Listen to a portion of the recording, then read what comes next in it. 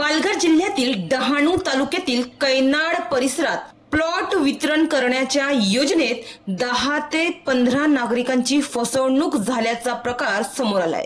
या गुंतवणूकदार म्हणजे ज्यांची फसवणूक झाली आहे ते गुंतवणूकदार नागरिकांकडून प्रत्येकी 40 लाख रुपये घेऊन योजना राबविणारा मुख्य प्रवर्तक गेल्या काही महिन्यांपासून मात्र फरार आहे। या प्रकरणात या योजनेतील जे स्थानिक संचालक होते त्यांना पोलिसांनी मात्र अटक केली आहे।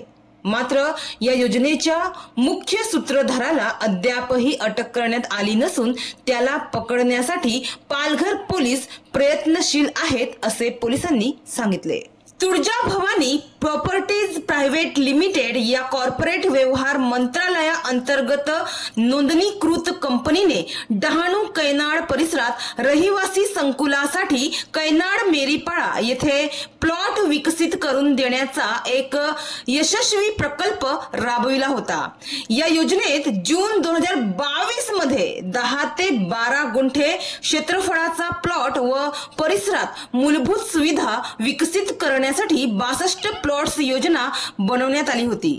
62 त्यापैकी काही गुंतवणूकदारांनी प्लॉट खरेदी करून प्रत्येकी 40 लाख रुपये जून 2022 मध्ये जमा केले होते आणि जे गुंतवणूकदार आहेत त्यांनी गुंतवणूक केल्याच्या बदल्यात त्यांना प्लॉटचे हस्तांतर 6 महिन्यात करण्याच्या बरोबरीने त्यासोबतच योजनेत सहभागी होण्यासाठी भरलेले काही पैसे परत देणे तसेच एक आलिशान 4 चाकी वाहन अथवा 25 लाख रुपये देण्याचे निश्चित करण्यात आले होते।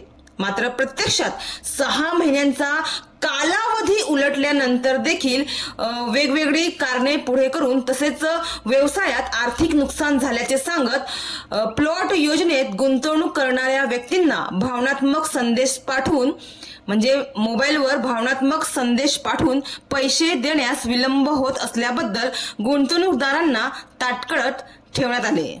तर या योजनेत मुख्य भूमिका बजावणारे जयवंतराव नलावडे असे नाव सांगणारी व्यक्ती देखील गुंतवणूकदारांच्या संपर्कापासून दूर गेली। त्यामुळे या प्रकरणात आपली फसवणूक झाल्याचे समजताच काही गुंतवणूकदारांनी पोलिसात तक्रार केली।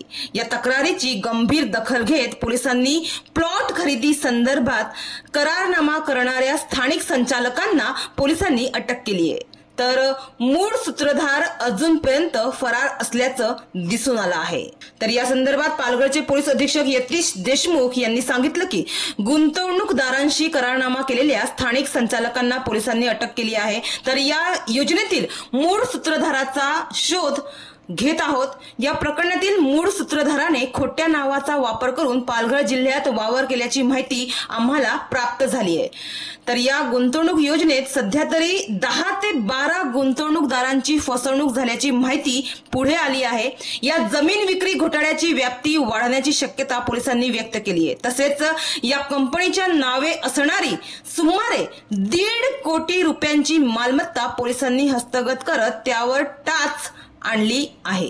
तर या प्रकरणाची चौकशी पालघर जिल्ह्यातील आर्थिक गुन्हे शाखेकडून केली जात आहे।